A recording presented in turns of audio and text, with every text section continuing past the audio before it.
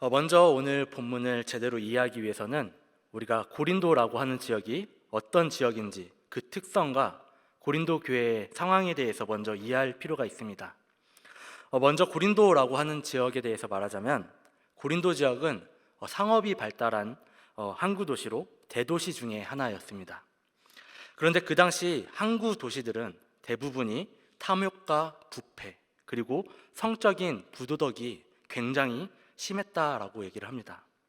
특히나 그 중에서도 이 고린도라고 하는 지역은 음란함의 끝판왕이라고 말을 할 정도로 성적으로 심각하게 타락하고 부패한 지역이었습니다. 그래서 고린도인이야 라고 말을 하면은 넌 음란한 사람이야 라고 말하는 것과 동일시 되었다라고 할 정도로 이 고린도 지역은 그 당시 그 어느 곳보다도 성적으로 타락하고 윤리 도덕적으로 부패한 도시였다라고 얘기를 합니다. 그런데 고린도 전서를 보면은 바울은 놀랍게도 고린도 교인들에게 거룩하게 된 사람들이며 성도라고 말합니다. 고린도 전서 1장 2절 말씀을 보면은 고린도에 있는 하나님의 교회 곧 그리스도 예수 안에서 거룩하여지고 성도라 부르심을 받은 자들과 라고 기록이 되어져 있습니다. 이 말씀에서 기록되어져 있듯이 바울은 고린도 교회는 하나님의 교회이며 그곳에 있는 자들은 그리스도 예수 안에서 거룩하여진 사람들이자 성도라고 말하는 것을 우리가 볼 수 있다라는 것입니다. 그런데 우리가 생각해 볼 것은 바울이 이 편지를 기록했을 당시 이 고린도 교회가 고린도 지역과 구별되어 살았기 때문에 이 거룩해진 사람들이고 성도라고 표현을 한 것인지 우리는 살펴볼 필요가 있는 것 같습니다. 사실 이 고린도 교회는 거룩과는 먼 모습 가운데 살아갔습니다. 교회는 분열로 시달렸고 성적인 죄에는 타협했으며 또 이들의 교만은 절정에 이르렀던 상황이 고린도 전서의 상황이었다라는 것입니다. 그런데도 불구하고 바울은 이들을 거룩하여진 자들 그리고 성도라고 고린도 전서에서 기록하고 있는 것입니다. 그 이유는 그들이 가지고 있는 의로움 때문이 아니라 그리스도 안에서 그들이 의롭다 칭해지며 거룩하고 완전하게 되기 때문입니다. 그렇게 바울은 그들을 거룩하여진 자들 그리고 성도라고 부른 것입니다. 동시에 고린도 전서에서 바울은 성도라는 표현을 통해서 그들이 앞으로 그러한 삶, 바로 성도의 삶, 거룩해진 삶을 살기를 바라는 마음에서 이러한 표현을 했을 것입니다. 그리고 나서 바울은 고린도 교회에 고린도 전서를 통해서 편지를 쓰고 그들이 가지고 있는 여러 문제들에 대해서 다루게 됩니다. 자, 이제 우리는 이 고린도라는 지역이 얼마나 타락했었는지 그리고 마찬가지로 이 고린도 교회 또한 굉장히 타락한 상태였다라는 것을 알게 되었습니다. 그렇다면 오늘 우리가 보게 될 이 고린도 후서, 고린도 전서가 아니라 고린도 후서에서는 어떤 상황이었는지 우리가 다 같이 살펴보도록 하겠습니다. 고린도후서 7장 6절과 9절 말씀을 보겠습니다.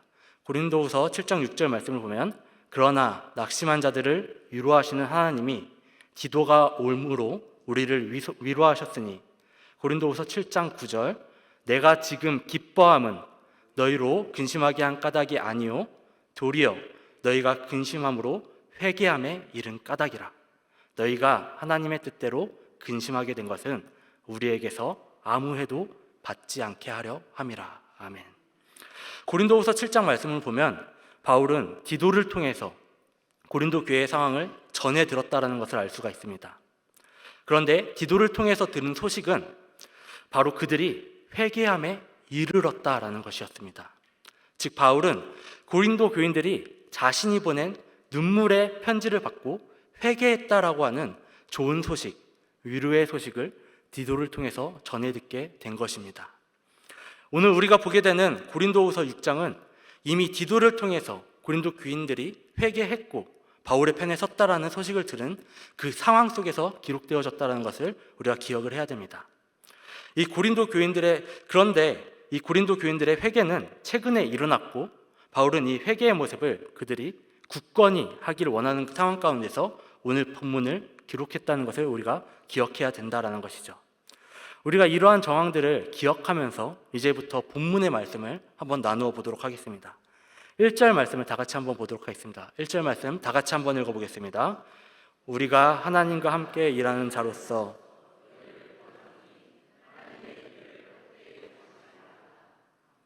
아멘. 바울은 먼저 오늘 본문에서 하나님의 은혜를 헛되이 받지 말라라고 말하고 있습니다. 그 이유는 이 고린도 교인들이 맞닥뜨리는 상황들이 결코 쉬운 상황들이 아니었기 때문입니다. 아까 전에도 말씀드렸다시피 이 고린도 지역은 그 어느 곳보다도 음란하였고 그 음란함과 폐역함이 너무나 당연시되는 지역이었습니다. 그렇게 그곳에서 신앙을 지킨다라는 것은 결코 가벼운 마음으로는 안 된다라는 것이었습니다. 바울이 보기에 이 고린도 교인들은 앞으로 신앙을 지키면서 때로 수많은 사람들에게 핍박을 당할 것이고 또 공격당할 것이 분명했다라는 것입니다. 그러한 상황 가운데 그들이 만약에 은혜를 가볍게 여기고 헛되이 받는다면 그들의 신앙은 너무나 쉽게 무너질 수 있었다라는 것입니다. 그렇기에 바울은 고린도 교회 교인들이 이 은혜를, 하나님의 말씀을 진지하게 받아들이기를 바랬을 것입니다. 사실 바울은 이 은혜를 헛되이 받지 말라는 말을 이미 그전에도 이 고린도 교회 사람들에게 계속해서 강조한 바 있습니다. 그는 고린도전서 15장 2절에서 너희가 만일 내가 전한 그 말을 굳게 지키고 헛되이 믿지 아니하였으면 그로 말미암아 구원을 받으리라 라고 말을 했었다는 것을 우리가 볼 수가 있습니다. 이처럼 바울은 계속해서 고린도 교회에 있는 자들, 그들이 복음 앞에 진지하기를 소망했다라는 것입니다. 그렇지 않다면 그들을 유혹하는 수많은 문제들이 너무나 쉽게 그들을 무너뜨릴 수 있기 때문입니다. 이처럼 바울은 그들에게 하나님의 은혜와 복음의 중요성을 계속해서 강조합니다. 이러한 상황 가운데에서 바울은 본문 2절 말씀에서 이사야 49장 8절 말씀을 인용함으로 지금이 바로 우리가 복음 앞에 진지하게 은혜 받을 만한 때이며 구원의 날이라고 선포하는 모습을 보여줍니다. 다 같이 2절 말씀을 다시 한번 읽어보겠습니다. 2절 말씀 다 같이 한번 읽어보겠습니다. 이르시되 내가 은혜 베풀 때에 너에게 듣고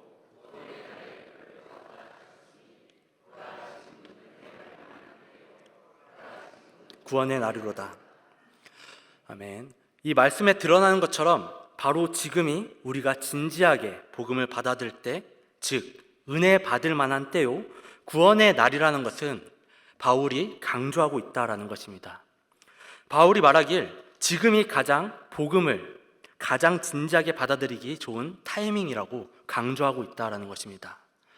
여러분, 하나님은 모든 사람에게 구원을 베푸시는 분이십니다. 그런데 많은 사람들이 착각하는 것이 한 가지가 있습니다. 그것은 바로 지금보다 우리가 복음을 받아들이기 좋은 타이밍이 올 것이다라고 생각한다라는 것입니다. 우리가 은혜 받을 때가 지금이 아니라 나중에 더 좋은 기회, 그리고 더 나은 순간이 올 것이다라고 생각하면서 살아간다라는 것이죠. 우리는 후에 있을 특별한 영적인 경험을 통해서 우리가 더욱더 굳건한 믿음, 구원의 확신을 얻을 것이다라고 생각하면서 오늘을 너무나 쉽게 넘어갈 때가 너무 많이 있다라는 것입니다.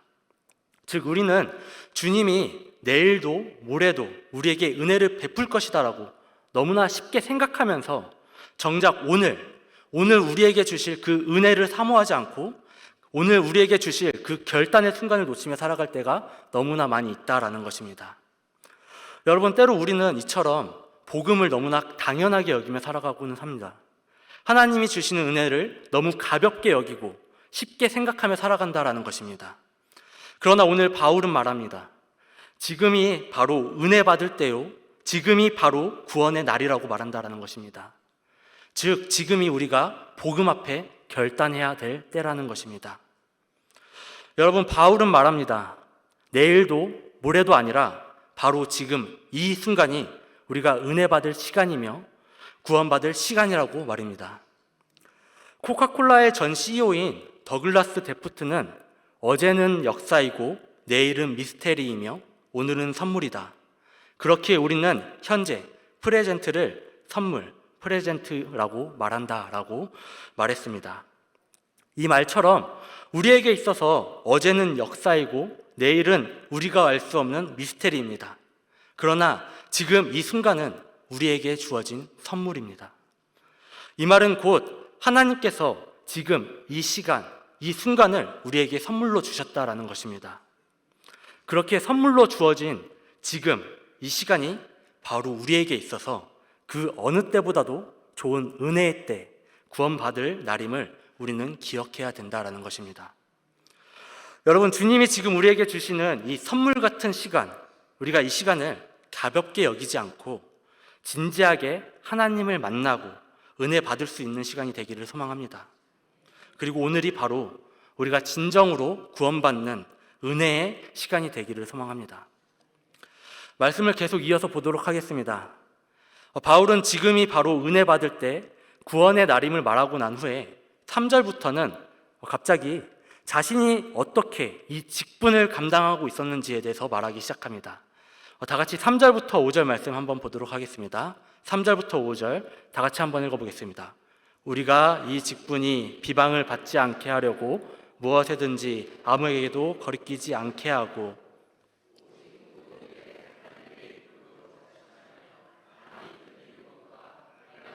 궁핍과 고난과 매맞음과 갇힘과 난동과 수고로움과 자지 못함과 먹지 못함 가운데서도 아멘.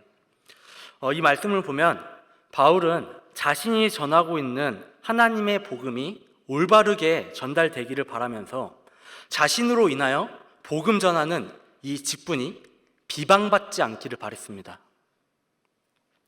그렇게 바울은 때로는 복음을 위해서 두들겨 맞기도 하고 갇히기도 하였으며 난폭한 사람들에게 에워싸이기도 했고 복음을 위해 수고하며 때로는 잠도 자지 못하고 굶주리기도 하였다라고 말씀은 기록하고 있는 것입니다.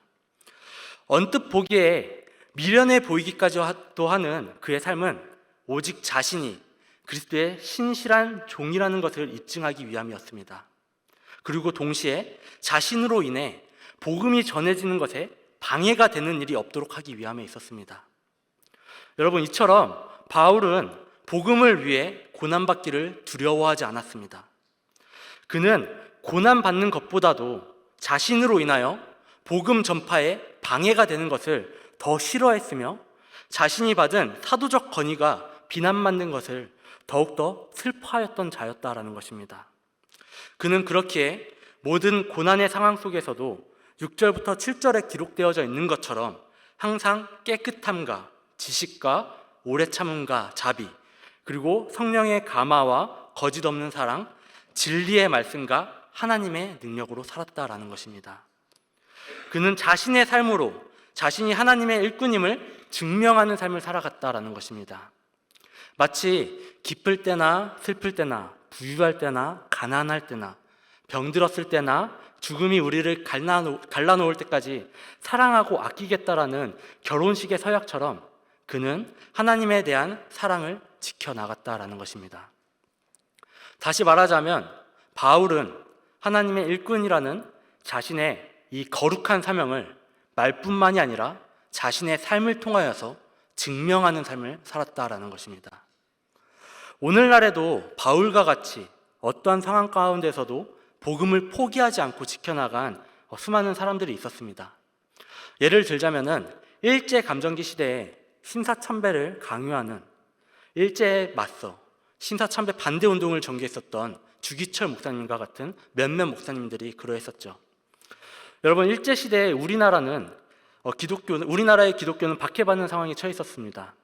일본이 신사참배를 하지 않는 그리스도인들의 직업과 공직을 몰수했었고, 또 그리스도인들끼리도 이 신사참배에 대한 의견이 분분하게 갈리기도 했다라고 합니다. 일제의 박해 속에서 수많은 교단과 교파가 이에 타협했었던 역사가 우리에게 있었다라는 것입니다. 우리가 다니는 장로교 또한 처음에는 이에 저항했으나 결국에 수많은 압박과 공격 속에서 강제로 이 신사참배를 결의했었던 역사가 있었습니다. 그런데 그 가운데서도 몇몇 목사님들은 계속해서 신사참배 반대 운동을 진행을 했었고, 그 중에서 주기철 목사님은 이 신사참배 반대 운동을 진행을 하면서 무려 4번이나 감옥에 투옥되고 심한 고문을 당했다라고 얘기를 합니다. 그 중에서 가장 잔인했었던 일화를 하나 말씀드리면은 주기철 목사님의 가족을 불러다 놓고 가족들 앞에서 이 주기철 목사님을 거꾸로 매달아서 이제 그네처럼 왔다 갔다 하면서 계속해서 매질을 하는 일명 그네뛰기 고문을 이 주기철 목사님이 당했다라고 얘기를 합니다.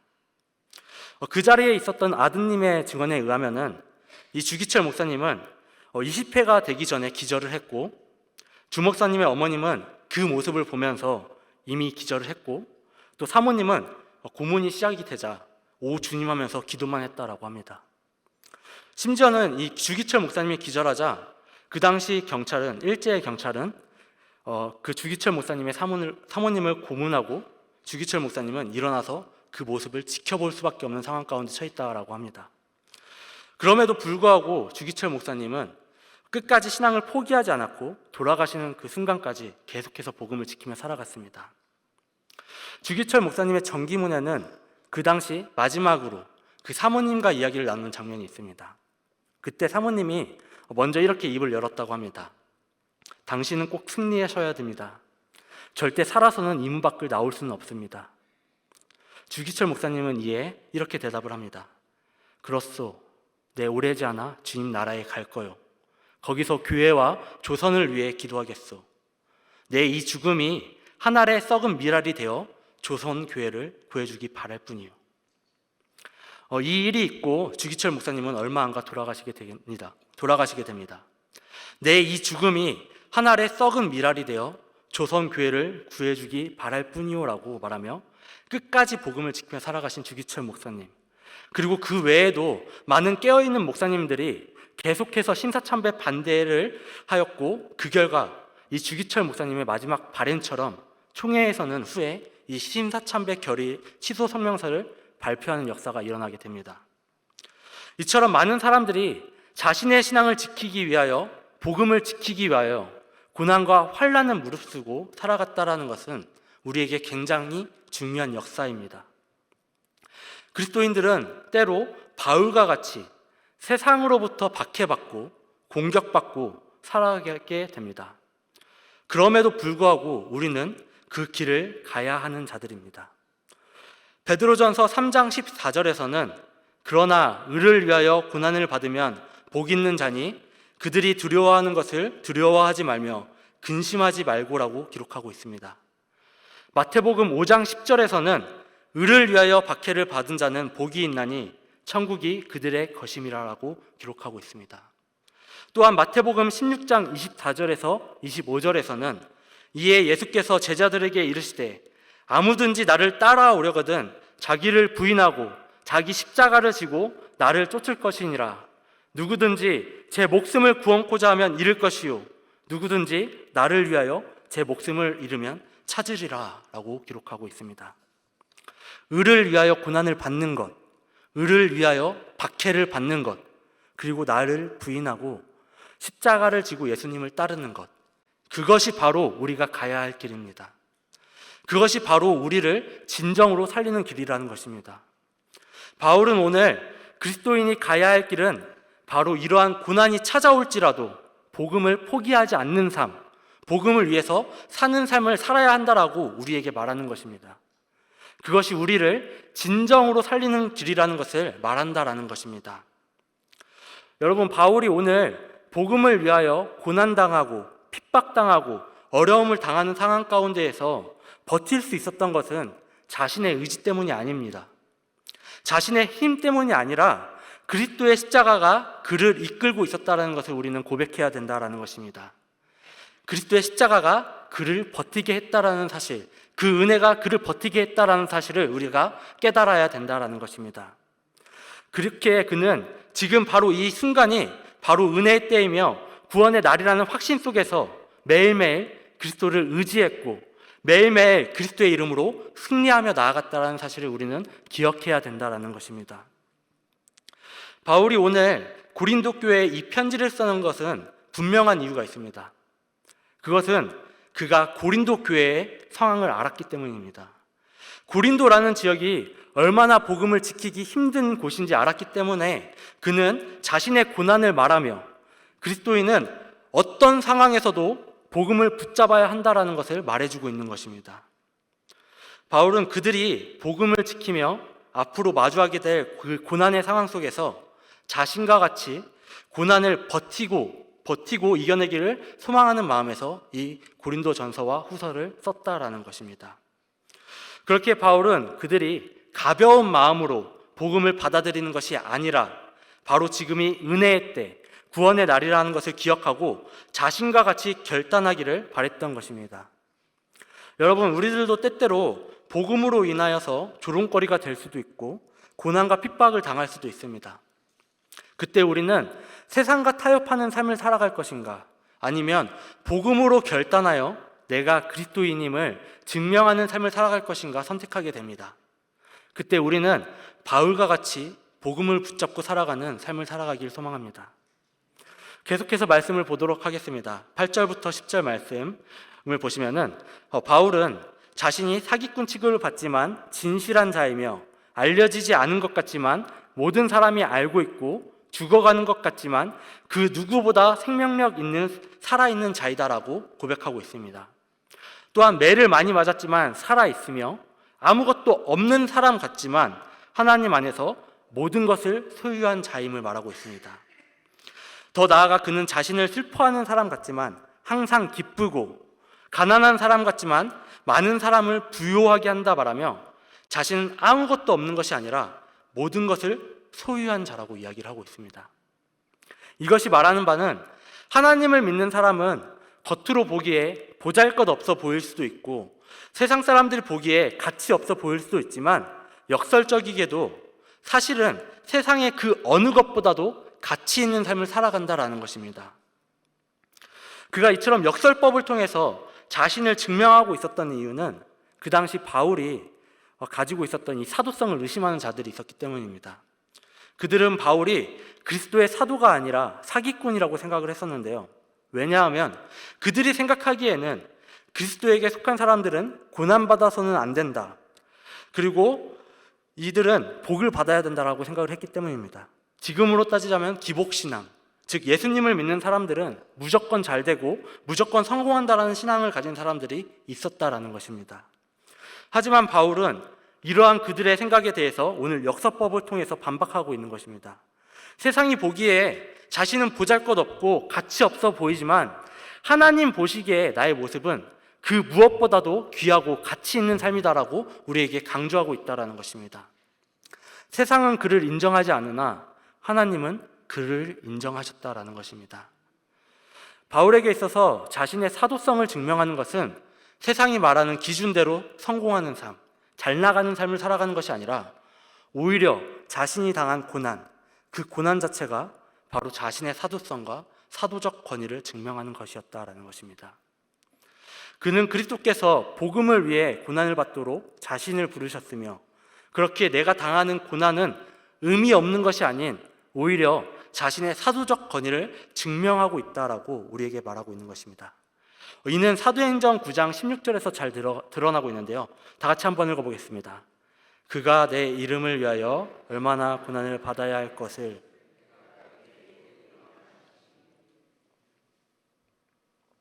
아멘. 그가 내 이름을 위하여 고난을 받아야 할 것, 이것이 바로 사도 바울이 고난받는 것을 통해서 오히려 자신의 사도성을 증명하는 증표가 되어주는 것입니다. 또한 우리가 앞서 살펴본 것처럼 우리가 당하는 고난이 오히려 우리의 믿음의 증거가 되어주기도 합니다. 예수님께서도 마태복음 5장 10절에서 의를 위하여 박해를 받는 자는 복이 있나니 천국이 그들의 것임이라라고 말씀하셨기 때문입니다. 우리는 예수님의 말씀과 또한 예수님의 삶을 통하여서 세상의 기준처럼 잘 되고 잘 살아가는 것만이 예수님의 축복을 받았다라는 증거가 아니라 오히려 우리가 겪게 되는 고난을 통하여서도 하나님께서는 우리를 인정해 주시고 귀하다 말씀해 주신다라는 사실을 잊지 말아야만 할 것입니다. 여러분, 우리가 바라야 할 것은 이 세상의 가치에 따르는 삶이 아니라 하나님의 인정을 받는 삶이라는 것을 기억하는 우리가 되기를 소망합니다. 말씀의 결론을 맺도록 하겠습니다. 바울은 본문 11절 말씀을 통하여 자신이 고린도 사람들의 입을 열어 복음에 대하여 숨김없이 말하였고 여러분들을 위하는 마음으로 복음을 전하고 있으며 여전히 우리는 여러분을 복음으로 초대한다라고 말합니다. 우리의 입이 열리고 우리의 마음이 넓어졌다라는 것은 곧 우리가 복음을 전했고 우리가 여전히 너희에 대하여 마음의 문을 열어놓고 초대하고 있다라는 것입니다. 그러나 12절에서 말하듯 우리는 여전히 마음을 열어놓고 있으나 몇몇 고린도 교회의 성도가 마음을 닫았다라고 바울은 말합니다. 여기서 우리는 중요한 한 가지 사실을 알게 됩니다. 그것은 바울이 고린도 교회 교인들을 위해서 계속해서 복음을 전하고 마음의 문을 열어놓았던 것처럼 하나님께서도 우리를 사랑하셔서 계속 우리를 가장 가치 있는 삶, 값진 삶으로 초대하고 계시다라는 사실입니다.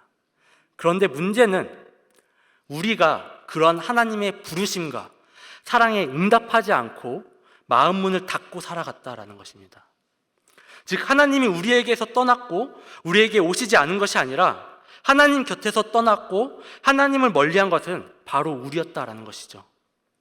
여러분, 바울은 오늘 본문의 마지막 13절에서 이렇게 기록합니다. 내가 자녀에게 말하듯 하노니 보답하는 것으로 너희도 마음을 넓히라라고 말입니다. 이는 바울이 지금 이 서신을 쓰는 것은 고린도 교회를 부끄럽게 하기 위해서가 아니라 그들의 죄를 정죄하기 위해서 쓴 것이 아니라 그저 자녀들이 올바른 길로 그리고 하나님을 믿는 그 길로 초대하기 위해서 이 글을 썼다라고 우리에게 말하고 있는 것입니다. 바울은 오직 그들을 사랑하는 마음으로 자신의 자녀를 사랑하듯 그들을 복음으로 초대하고 강하게 결단하기를 촉구한 것입니다. 여러분, 다음 주 월요일부터 중고등부 수련회가 있습니다. 그리고 토요일과 주일에는 유년부 초등부의 겨울 성경학고도 진행이 됩니다.